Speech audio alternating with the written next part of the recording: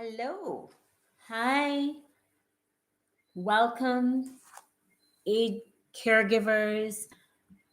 Welcome to my channel. This is Dr. Lana. And I just want to say it's fabulous to have you. What today's discussion is going to be is going to be a bit deep. And we're talking about a subject that I know culturally, especially, most persons don't want to talk about, and that is grief. So, caregivers, are you in grief? But more specifically, anticipatory grief.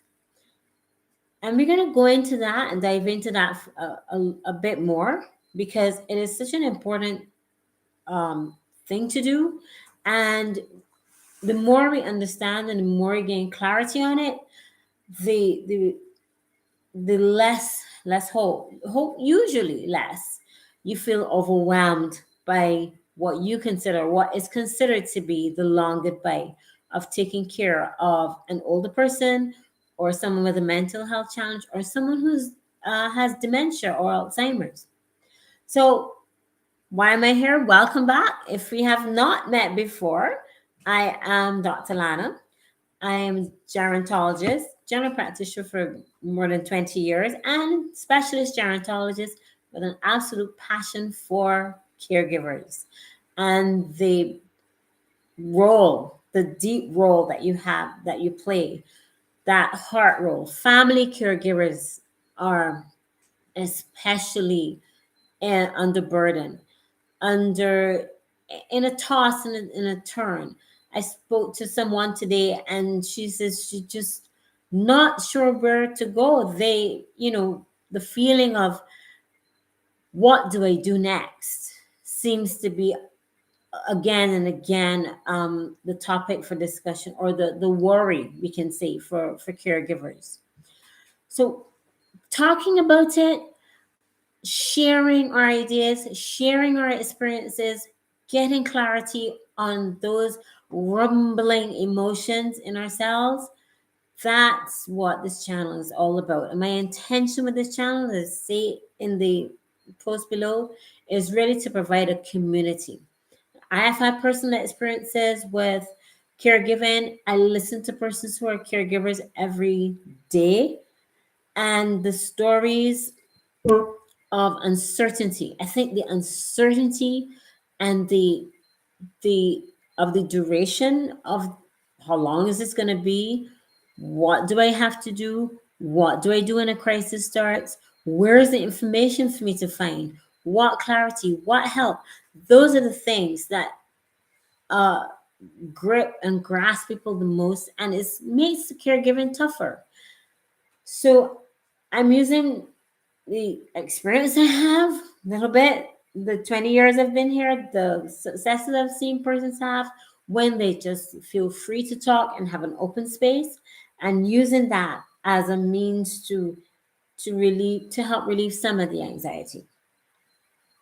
So going into anticipatory grief, there's so much to unpack, and we're not just talking about just the crying and the end of it all. No, this for some might actually be worse.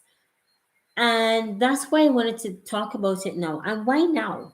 I wondered to myself when I was thinking about talking about this topic today. And you can free to leave your comments below about what you understand by anticipatory grief, what challenges you're having within your caregiving setting as a family caregiver, and especially with how you're feeling at the moment about where to go next.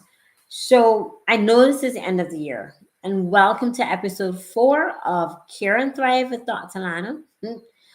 And as mentioned, as we know, this is not a site for just medical advice. Not just here to just spew out another, doctor channel.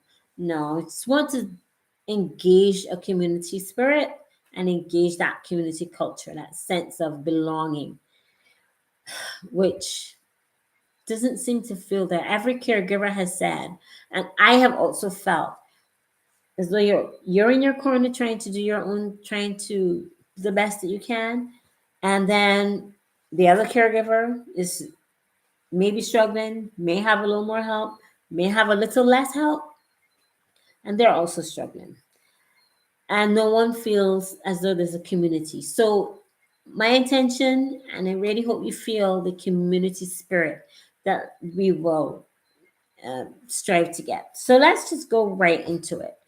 And when I say right into it, it's always good to have a definition. And this is such a deep and personal topic for me because my gran is in her 90.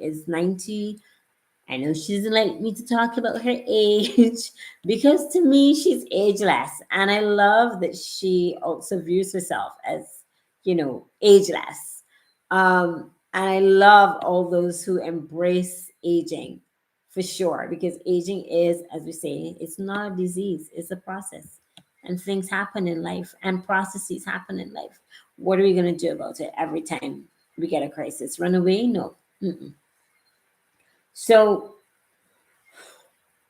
there are two references that I found absolutely wonderful about anticipatory grief. And that's one book that I've, it was a lovely book from 2019 by, and the references down below, by this beautiful lady, Nancy Holloway. And she described her caregiving process and that concept of anticipatory grief as she took care of her parents. And the challenges, and what that last stage is, or what the anticipation of it was like. And then also some wonderful information from the University of Rochester. So I think I love that description because they broke it down. Kind of like grief has phases, anger, denial, and acceptance, and we fluctuate between those. Anticipatory grief has its own phases. Again, they overlap. So, what is anticipatory grief? And I'm going to jump in here with a familiar expression. Maybe it might be familiar to you, parents, or those of you who've had any sort of vaccination or any sort of injection or been to the doctor and got any form of blood test before. The anticipation of that shot, the anticipation of the blood being taken, has often by research been shown to be worse. The buildup of emotions and anxiety and uncertainty again of how that stick is going to feel. What's going to happen next? Is this person going to go to the right place? Are they going to miss? Is this going to hurt? How bad is it going to be? How long is it going to last? It's pretty much the same, but the anticipation, and then when it's done, like, oh, well, that wasn't too bad. But I'm just saying that to say grief is horrible. It is, but it is a process of life, because that's death is a part of life, as we know. So the anticipation, though, can be worse than the actual event, and that is why I wanted to talk about it. Because as the year is coming to a close, a lot of people are celebrating, getting ready for different festivities of their own, and sometimes caregivers and older persons, this may feel like the worst time in your life. So, caregivers, remember, this is a channel for you to take care of yourself, to figure out how you navigate these waters in a way that is healthy, in a way that brings you clarity, in a way that makes the process, I wouldn't say easier, but maybe less bad, less stressful. So I know I've talked all about it. You're like, okay, get to the point already. What is the definition of anticipatory grief? But and that's what we're going to go into. So anticipatory grief, by definition, is, well, that feeling of expectation of the end, the expectation of of death, really, of mourning, of when that loved one you've been taken care of, when they finally succumb, when they finally pass in death. Mourning of itself at the actual process, that's one thing, but the anticipation of mourning can be worse, as we said, than the actual process of itself. And so, as Miss Holloway, she described so beautifully in her book, Coping Skills for Caregivers, when she described her experience with anticipatory grief. And she says, mentally, we grapple to come to terms with this new norm. We are helpless as the disease progresses, as the disease process possesses our loved one. And that may be, as she says, that may be grief on a daily basis because you just never know. You're waking up, is tomorrow going to be the day? If an illness comes up, is this going to be it? If they look more unwell than usual or they haven't eaten that day, is that going to be the time? You know, you're always thinking, and that can affect your health, your sleep, your interactions with others, your mood, and just create confusion inside of your heart, inside of your being. So knowing what anticipate that you may be anticipating the grief all now and not realizing that you were just wondering, why do I feel so off? Why am I worried all the time? Why is every little thing making me feel like I got a plan for the end? Got a plan? Yes, yes, there's planning, and that's in a different setting. But the uncertainty for me, personally, for me, I'd rather just personally, I prefer bad news. If you want to tell me good news, bad news, give me the bad one first. The good one I can take. But new news, uncertainty, information, clarity, that's what you need when you're not certain what to do. So here what I hope. Now we've described what the anticipation of grief is. Let's go in a little bit more. I'm also discussed it because decided to discuss this because of one more reason.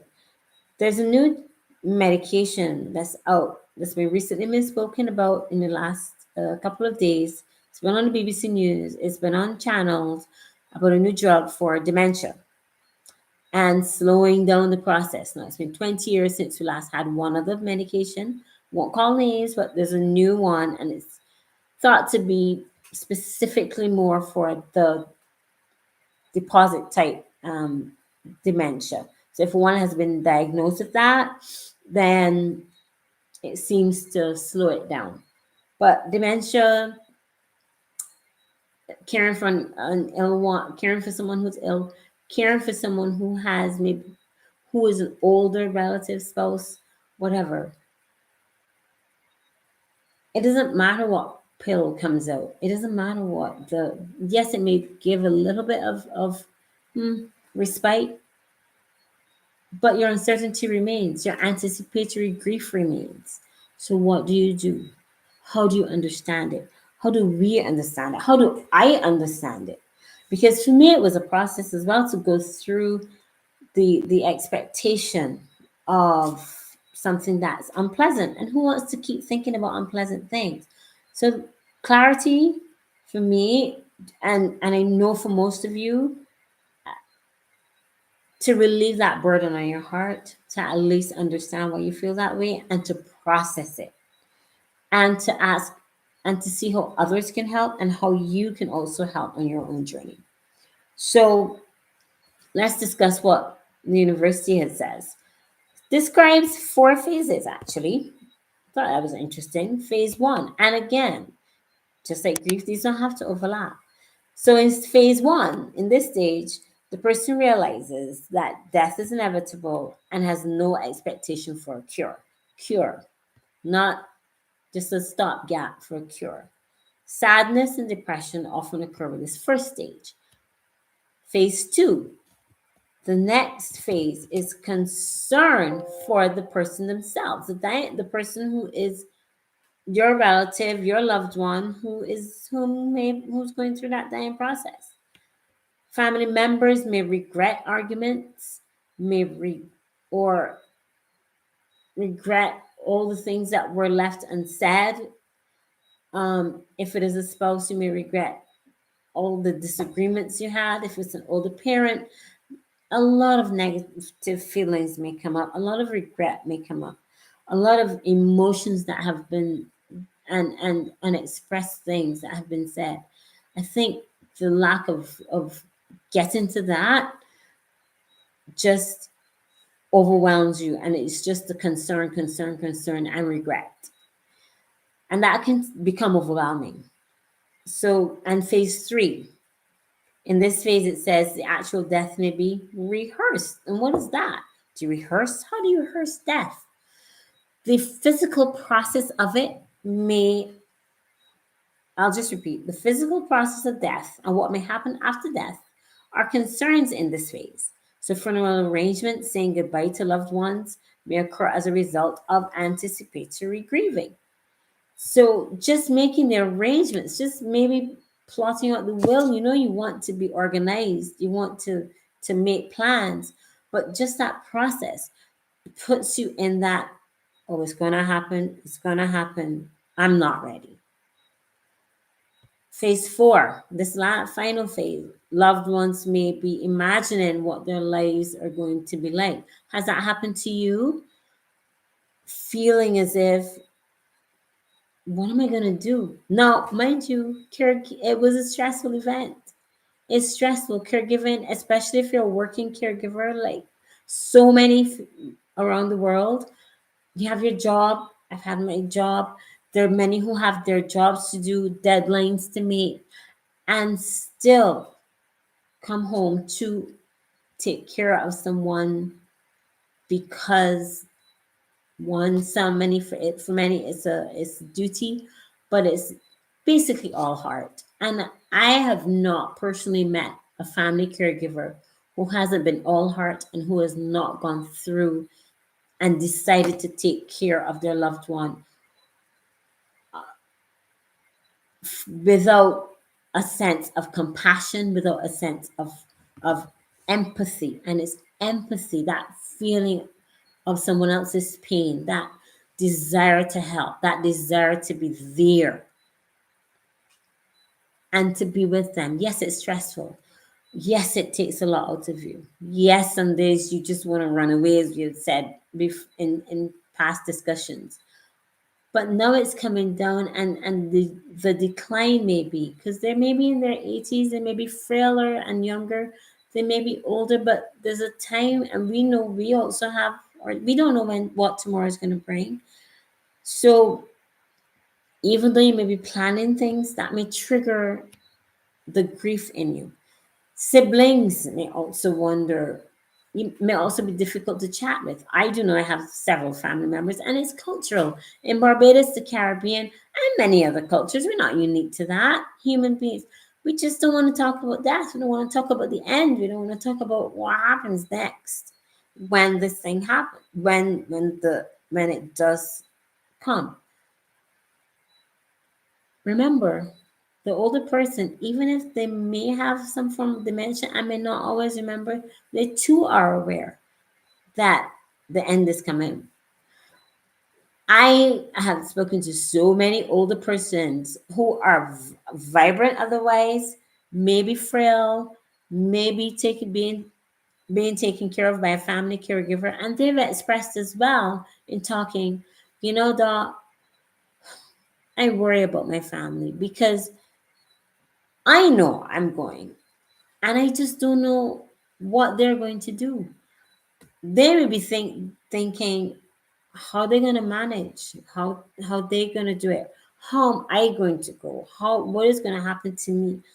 What is it going to be like? Am I going to be in pain? Are my loved ones going to be in pain? So there just seems to be so much tossing and turving and topsy turvy and wobbly things happening. So remember, it's on both sides. It's on the side of you, the caregiver, and the side of the person you're taking care of. So remember the anticipation of grief, is the expectation of it. And that creates a whole set of things in our minds, in our hearts, in our imaginations, where we can just be thinking the absolute worst. And and and so what can we do? We've talked about a whole set of one set of bad news, as as an expression I've heard I love from the Caribbean. And we don't want it to be this channel. This is not a channel for bad news. No, no, no. How Three things. How can you process it? Well, one, just like any other difficulty, I want my call to action for you today in this serious um, and yet necessary discussion, because we do have to go through it. We are going through it. You may be going through it right now. It is a time, it's supposed to be of festivities and so on, but it is also a time where it hits home even more. What's going to happen when everybody leaves and it's just back to you again? When all the hoopla has finished, your anticipation remains. So, what can you do? Talk to someone. First, develop, if you have already, your circle of friends, and identify at least one friend, one person that you know of.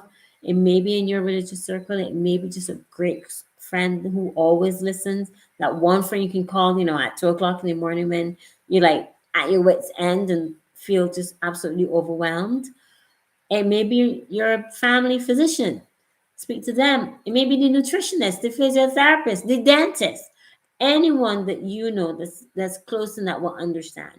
Just talk and say, "Well, I'm feeling this way," and take practical steps.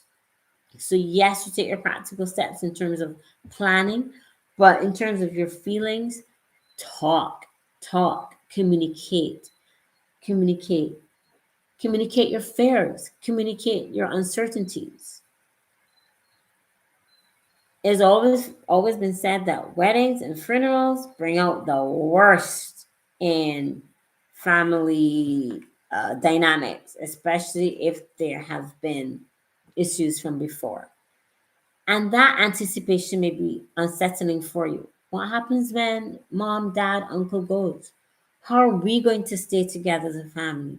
Are we going to build a unit closer? Or are we going to separate? Will we ever see each other again? Are all the mixed up feelings going to come up again? So it might be nice, it might be a good idea to have a family meeting, or may not. It may be an idea to have talks with one or two of the siblings or family members that you're closer to. And as if you're the main caregiver, help them to understand, bring them into the fold. They're experiencing anticipatory grief as well. They may not want to express it because of not wanting to worry you, or thinking you've got it all under control.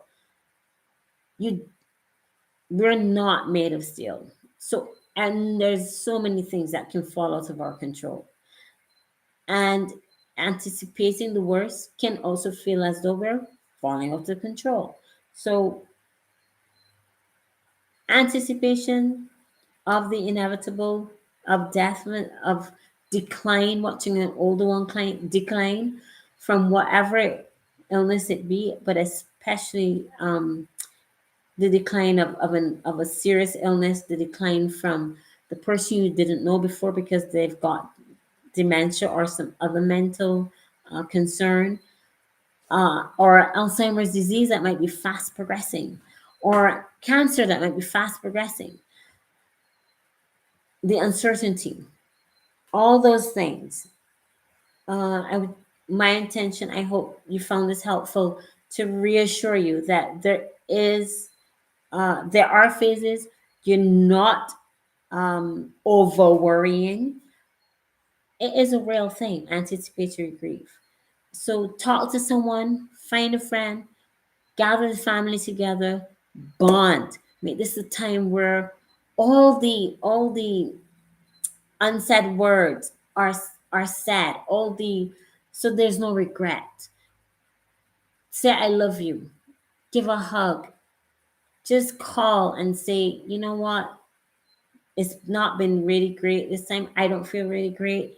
And I want us to stay together so that when uncle, mom, dad passes, we stay together. We support each other. We find ways to help each other to go through the process. You may need professional counseling if you feel as though it's overwhelming. Family therapy, professional counseling, that may grief counseling, there's several that may help as well. It was a deep topic. It was not um death is never an easy topic to talk about, but it has to be broached. It really does. And broached with compassion, approached with understanding, and approached with clarity. And so, friends, caregivers, my people, wherever you are in the world, morning, evening, night, uh, it's been fantastic sharing with you on this serious subject. It touches my heart so much to know that what I say or what you feel um, may hit home, may resonate, may help you in some way, may give you clarity, may open doors, may give you a different idea. Oh, I can try this. Oh, let's try that. Or maybe I can call someone tomorrow. And that's my call to action. What are you going to do tomorrow, tonight, this week, this weekend? If you're feeling that way, call someone, talk to someone, write your feelings down, even. And remember, a hug, a smile, and I love you. We'll get through this together. Always works. Until we meet again, if you found this helpful and you have any more questions, you can find me at Age and Thrive, Lana at Age, Kira Age and Thrive with Lana.com. I hope that was clear. It's at the bottom. And any questions you wish. I also have coaching courses for caregivers. You can always link me with that. If you have any queries, you can send them directly in this post. Remember to like. I hope this was helpful. So like, subscribe, press the notification bell. We will be talking about less unpleasant topics, but we do have to broach the more serious ones. And so thank you for your time. Thank you for your care. Thank you for your heart. Thank you, caregivers. You are the bedrock. We would be, life would be, a whole lot less without persons with you, like you, with all heart. And so, all my love, all my blessings, all good things your way. Seek clarity, seek help. If you're overwhelmed, call. I'm here, others are here. All the best to you in all your endeavors, and love to all of you. Bye bye. So, care happy as best you can, care with all your heart, care healthy, take care of yourself, get your clarity. Bye now.